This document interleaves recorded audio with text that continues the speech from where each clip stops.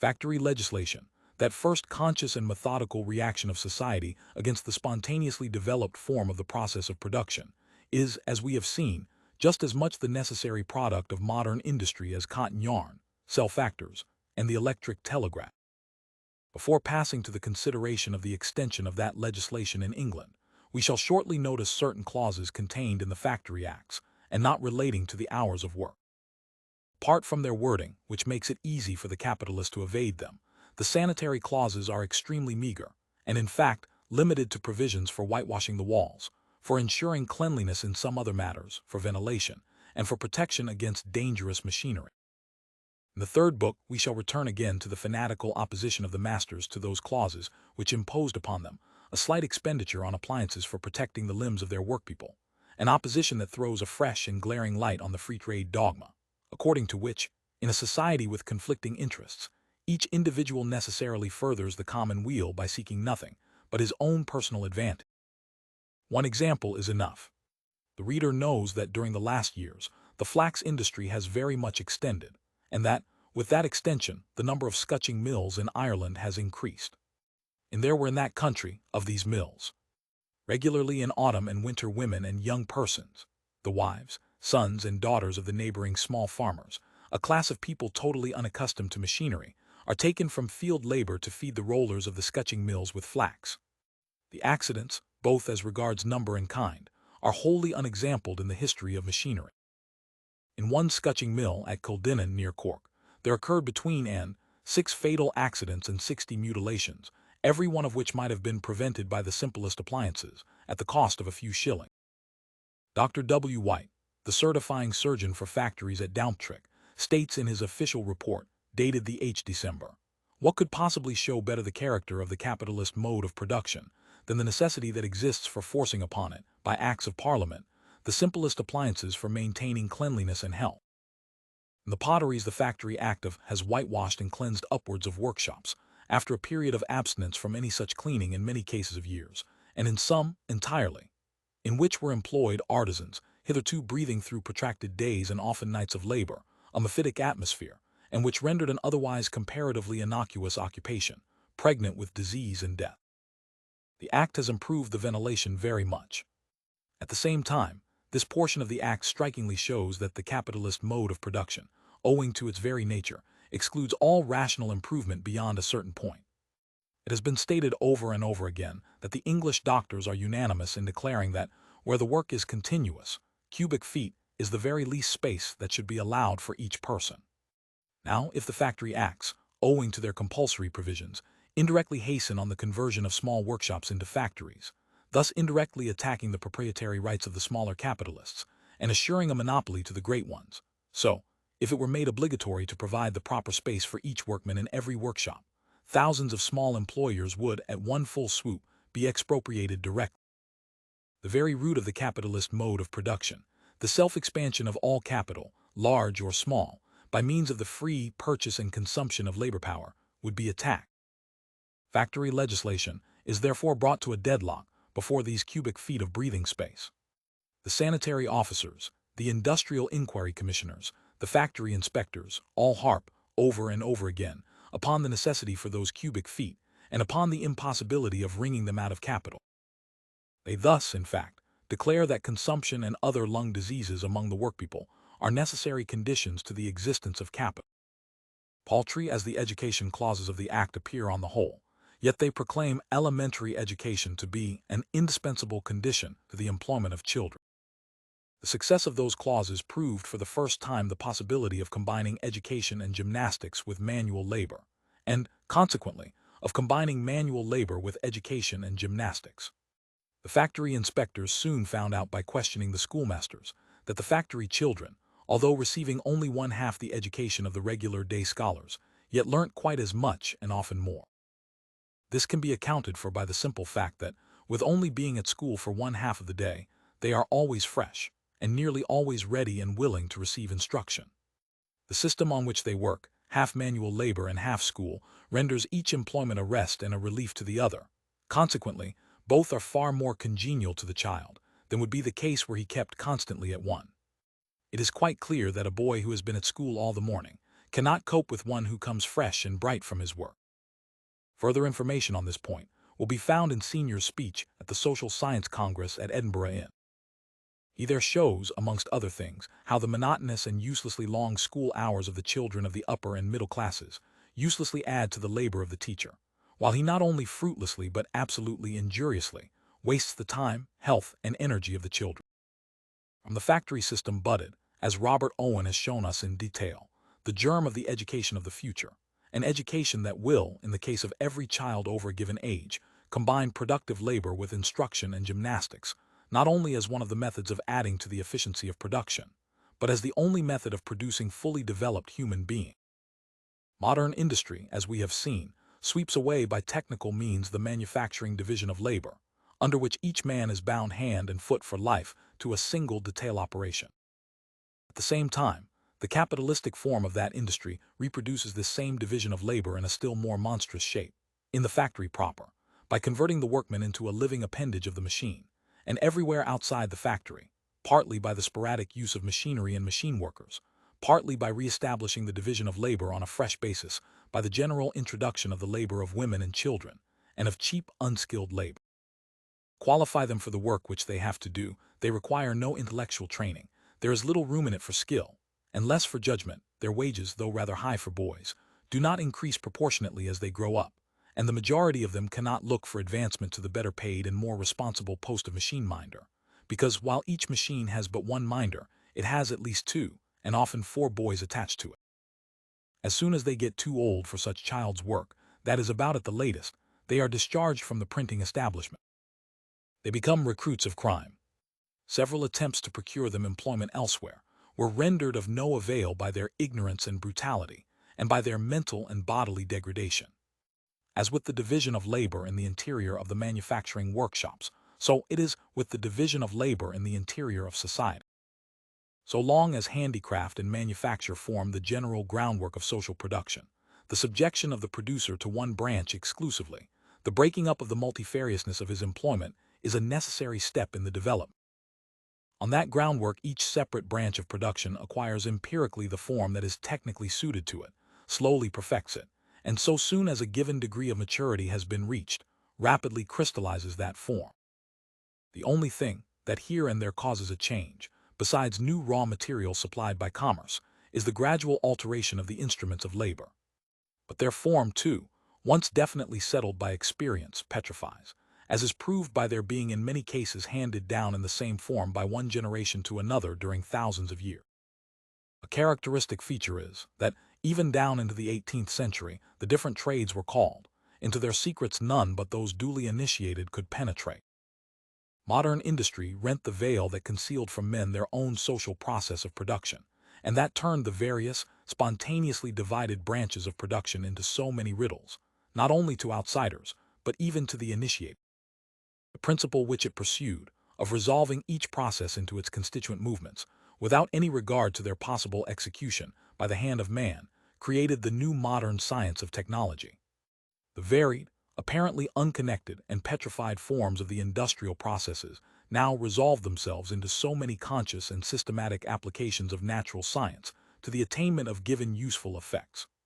Technology also discovered the few main fundamental forms of motion, which, despite the diversity of the instruments used, are necessarily taken by every productive action of the human body, just as the science of mechanics sees in the most complicated machinery nothing but the continual repetition of the simple mechanical power.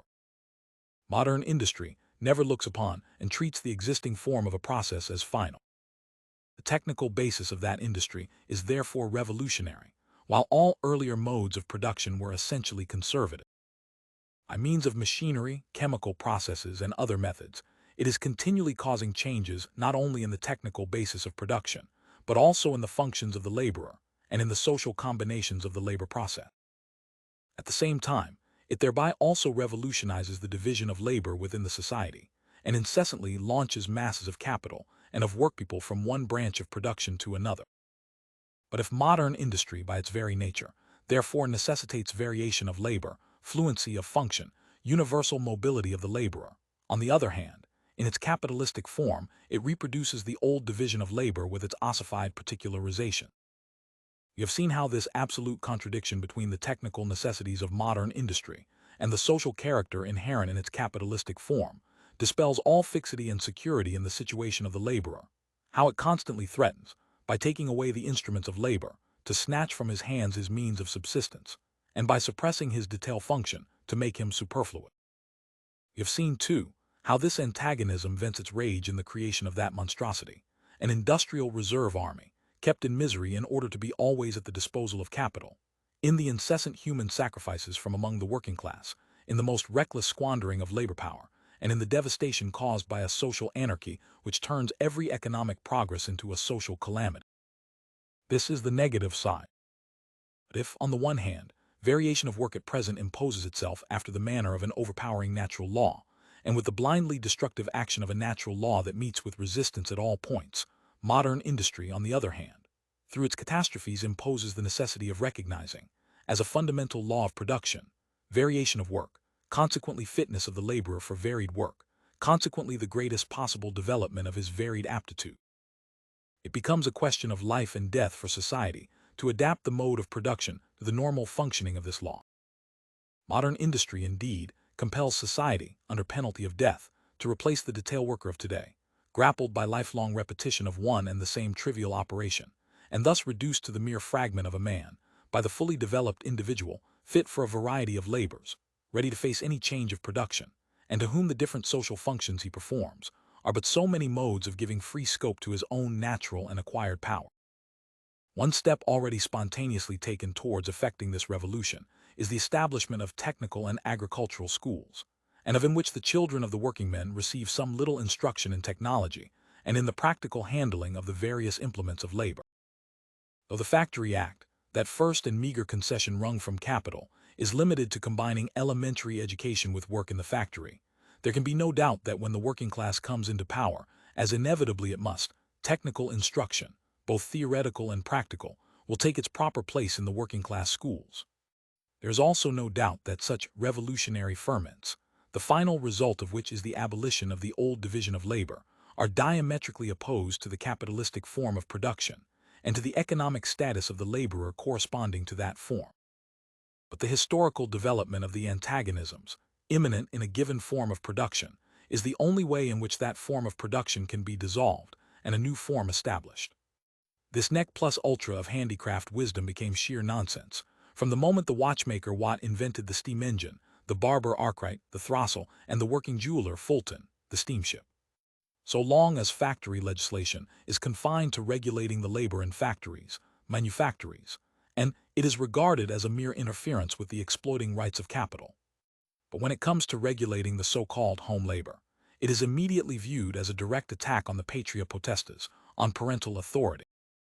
The tender-hearted English Parliament long affected to shrink from taking this step.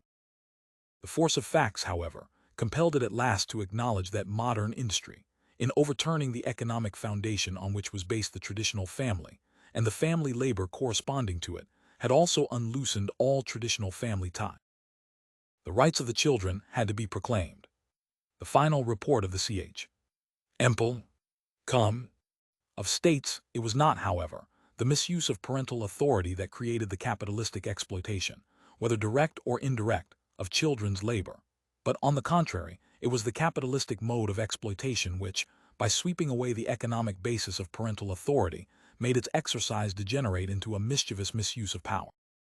However terrible and disgusting the dissolution, under the capitalist system, of the old family ties may appear, nevertheless, modern industry, by assigning as it does an important part in the process of production, outside the domestic sphere, to women, to young persons, and to children of both sexes, creates a new economic foundation for a higher form of the family and of the relations between the sexes. It is, of course, just as absurd to hold the Teutonic Christian form of the family to be absolute and final, as it would be to apply that character to the ancient Roman, the ancient Greek, or the Eastern forms which, moreover, taken together, form a series in historical development.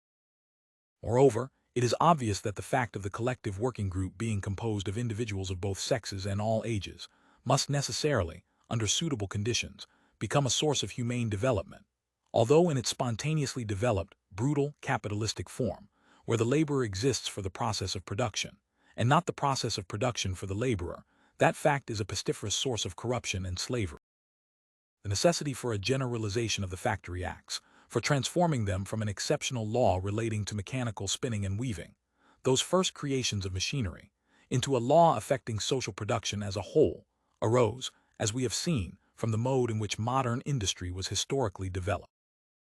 In the rear of that industry, the traditional form of manufacture, of handicraft and of domestic industry, is entirely revolutionized. Manufactures are constantly passing into the factory system, and handicrafts into manufactures. And lastly, the spheres of handicraft and of the domestic industries become, in a, comparatively speaking, wonderfully short time, dens of misery in which capitalistic exploitation obtains free play for the wildest excesses. There are two circumstances that finally turn the scale. First, the constantly recurring experience that capital, so soon as it finds itself subject to legal control at one point, compensates itself all the more recklessly at other points. Secondly, the cry of the capitalists for equality in the conditions of competition, for equal restraint on all exploitation of labor. On this point let us listen to two heartbroken cries. Messrs. Cooksley of Bristol, Nail and Chain, and manufacturers spontaneously introduced the regulations of the Factory Act into their business. Mr. J. Simpson states before the commissioners of the C.A. Emple, he would sign any petition for it. As it was, he always felt restless at night when he had closed his place, lest others should be working later than him and getting away his orders. Summarizing the Ch. Emple, says it would be unjust to the larger employers that their factories should be placed under regulation, while the hours of labor in the smaller places in their own branch of business were under no legislative restriction. And to the injustice arising from the unfair conditions of competition, in regard to hours, that would be created if the smaller places of work were exempt, would be added the disadvantage to the larger manufacturers of finding their supply of juvenile and female labor drawn off to the places of work exempt from legislation. Further, a stimulus would be given to the multiplication of the smaller places of work, which are almost invariably the least favorable to the health, comfort, education, and general improvement of the people. In its final report, the Commission proposes to subject to the Factory Act more than children, young persons, and women, of which number about one-half are exploited in small industries and by the so-called homework. It says, but if it should seem fit to Parliament to place the whole of that large number of children, young persons, and females under the protective legislation above adverted to, it cannot be doubted that such legislation would have a most beneficent effect, not only upon the young and the feeble, who are its more immediate objects, but upon the still larger body of adult workers, who would in all these employments, both directly and indirectly, come immediately under its influence. It would enforce upon them regular and moderate hours. It would lead to their places of work being kept in a healthy and cleanly state. It would therefore husband and improve that store of physical strength on which their own well-being and that of the country so much depends. It would save the rising generation from that overexertion at an early age which undermines their constitutions and leads to premature decay. Finally, it would ensure them, at least up to the age, the opportunity of receiving the elements of education, and would put an end to that utter ignorance, so faithfully exhibited in the reports of our assistant commissioners, and which cannot be regarded without the deepest pain and a profound sense of national degradation. The Tory cabinet announced in the speech from the throne, on February, that it had framed the proposals of the Industrial Commission of Inquiry into bills. To get that far, another 20 years of experimentum in corpore vili had been required. Already a parliamentary commission of inquiry on the labor of children had been appointed. Its report unfolded, in the words of Nassau W. Sr., the most frightful picture of avarice, selfishness, and cruelty on the part of masters and of parents, and of juvenile and infantile misery, degradation, and destruction ever presented. It may be supposed that it describes the horrors of a past age. But there is unhappily evidence that those horrors continue as intense as they were. A pamphlet published by Hardwick about years ago states that the abuses complained of are in full bloom at the present day. It is a strange proof of the general neglect of the morals and health of the children of the working class that this report lay unnoticed for years, during which the children, bred up without the remotest sign of comprehension as to what is meant by the term morals, who had neither knowledge, nor religion, nor natural affection, were allowed to become the parents of the present generation. The social conditions having undergone a change, Parliament could not venture to shelve the demands of the Commission as it had done those of the Commission of. Hence when the Commission had not yet published more than a part of its reports, the earthenware industries, makers of paper hangings, matches, cartridges and caps, and fustian cutters were made subject to the acts in force in the textile industry. In the speech from the throne on February, the Tory cabinet of the day announced the introduction of bills, founded on the final recommendations of the Commission, which had completed its labors in. On the August, the Factory Acts Extension Act, and on the August, the Workshops Regulation Act received the royal assent, the former act having reference to large industries, the latter to small. The former applies to blast furnaces, iron and copper mills, foundries, machine shops, metal manufactories, gutta-percha works, paper mills, glass works, tobacco manufactories, letterpress printing, bookbinding, in short to all industrial establishments of the above kind, in which individuals or more are occupied simultaneously, and for not less than days during the year. Give an idea of the extent of the sphere embraced by the Workshops Regulation Act in its application. We cite from its interpretation clause the following passages. Handicrafts shall mean any manual labor exercised by way of trade, or for purposes of gain in, or incidental to, the making any article or part of an article, or in, or incidental to, the altering, repairing, ornamenting, finishing, or otherwise adapting for sale any article. Workshop shall mean any room or place whatever in the open air or under cover, in which any handicraft is carried on by any child, young person, or woman, and to which and over which the person by whom such child, young person, or woman is employed, has the right of access and control. Employed shall mean occupied in any handicraft, whether for wages or not, under a master or under a parent as herein defined. Parent shall mean parent, guardian, or person, having the custody of or control over any child or young person.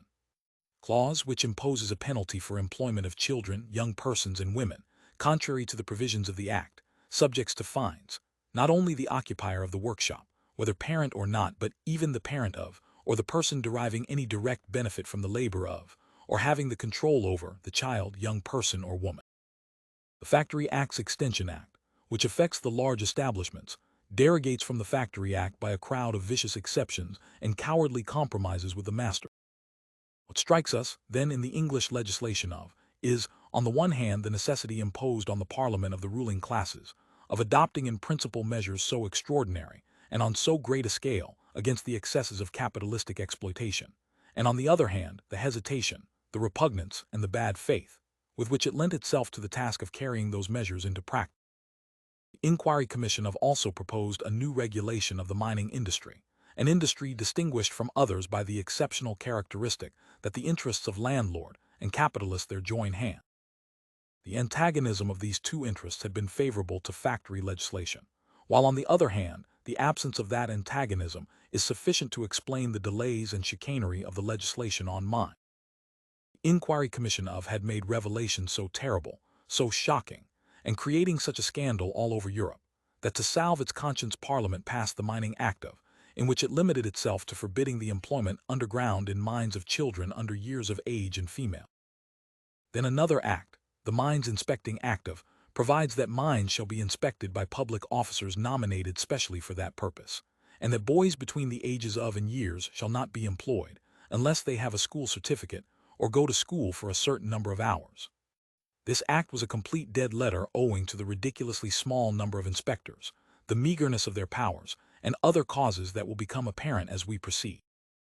One of the most recent blue books on mines is the Report from the Select Committee on Mines, together with an evidence, D. July. This report is the work of a parliamentary committee selected from members of the House of Commons and authorized to summon and examine witnesses. It is a thick folio volume in which the report itself occupies only 5 lines to this effect, that the committee has nothing to say, and that more witnesses must be examined. The mode of examining the witnesses reminds one of the cross-examination of witnesses in English courts of justice, where the advocate tries, by means of impudent, unexpected, equivocal, and involved questions, put without connection, to intimidate, surprise, and confound the witness, and to give a forced meaning to the answers extorted from him. In this inquiry, the members of the committee themselves are the cross-examiners, and among them are to be found both mine owners and mine exploiters. The witnesses are mostly working coal miners. The whole farce is too characteristic of the spirit of Kapital, not to call for a few extracts from this report. For the sake of conciseness, I have classified them. I may also add that every question and its answer are numbered in the English blue books. Employment in mines of boys of years and upwards. In the mines the work, inclusive of going and returning, usually lasts hours, sometimes even from n o'clock till n o'clock. The adults work in 2 shifts of 8 hours each, but there is no alternation with the boys on account of the expense. The younger boys are chiefly employed in opening and shutting the ventilating doors in the various parts of the mine. The older ones are employed on heavier work, in carrying coal. They work these long hours underground until their H or D year, when they are put to miners' work proper. Children and young persons are at present worse treated, and harder worked than at any previous period. The miners demand almost unanimously an act of Parliament prohibiting the employment in mines of children under. And now Hussey Vivian asks Roman 2. Education. The working miners want a law for the compulsory education of their children, as in factory. They declare the clauses of the Act of, which require a school certificate to be obtained before employing boys of and years of age, to be quite illusory. The examination of the witnesses on this subject is truly droll. Employment of women. Since women are no more employed underground, but are occupied on the surface in loading the coal, and in drawing the tubs to the canals and railway wagons in sorting, and their numbers have considerably increased during the last 3 or 4 years. They are mostly the wives, daughters, and widows of the working miners, and their ages range from 2 or years. IV. Coroner's inquests. V. False weights and measures. The workmen demand to be paid weekly instead of fortnightly, and by weight instead of by cubical contents of the tubs. They also demand protection against the use of false weights, and VI. Inspection of mines. Casualties from explosions are not the only things the workmen suffer from. This kind of examination becomes at last too much even for the chairman of the committee, and he interrupts with the observation, a working miner objects to the H section of the Act of, he says. At the present time, if the inspector of mines finds a part of the mine unfit to work in, he has to report it to the mine owner and the Home Secretary. After doing that, there's given to the owner days to look over the matter. At the end of days he has the power to refuse making any alteration in the mine, but when he refuses, the mine owner writes to the Home Secretary, at the same time nominating 5 engineers, and from those 5 engineers named by the mine owner himself, the Home Secretary appoints one, I think, as arbitrator, or appoints arbitrators from them. Now we think in that case the mine owner virtually appoints his own arbitrator. Bourgeois examiner, himself a mine owner. In the year there were coal mines in Great Britain and inspectors. A Yorkshire mine owner himself calculates that putting on one side their office work, which absorbs all their time, each mine can be visited but once in 10 years by an inspector. No wonder that explosions have increased progressively, both in number and extent, during the last 10 years. These are the beauties of free, capitalist production. The very defective act passed in is the first that regulates the hours of labor of the children employed in mines, and makes exploiters and owners, to a certain extent, responsible for so-called accidents. The Royal Commission appointed in to inquire into the employment in agriculture of children, young persons, and women, has published some very important reports. Several attempts to apply the principles of the Factory Acts, but in a modified form, to agriculture have been made, but have so far resulted in complete failure. All that I wish to draw attention to here is the existence of an irresistible tendency towards the general application of those principles. If the general extension of factory legislation to all trades for the purpose of protecting the working class, both in mind and body, has become inevitable, on the other hand, as we have already pointed out, that extension hastens on the general conversion of numerous isolated small industries into a few combined industries carried on upon a large scale. It therefore accelerates the concentration of capital and the exclusive predominance of the factory system. It destroys both the ancient and the transitional forms, behind which the dominion of capital is still in part concealed, and replaces them by the direct and open sway of capital, but thereby it also generalizes the direct opposition to this sway. While in each individual workshop it enforces uniformity, regularity, order, and economy, it increases by the immense spur which the limitation and regulation of the working day give to technical improvement, the anarchy and the catastrophes of capitalist production as a whole, the intensity of labor, and the competition of machinery with the laborer. By the destruction of petty and domestic industries, it destroys the last resort of the redundant population, and with it, the sole remaining safety valve of the whole social mechanism. By maturing the material conditions and the combination on a social scale of the processes of production, it matures the contradictions and antagonisms of the capitalist form of production, and thereby provides, along with the elements for the formation of a new society, the forces for exploding the old one.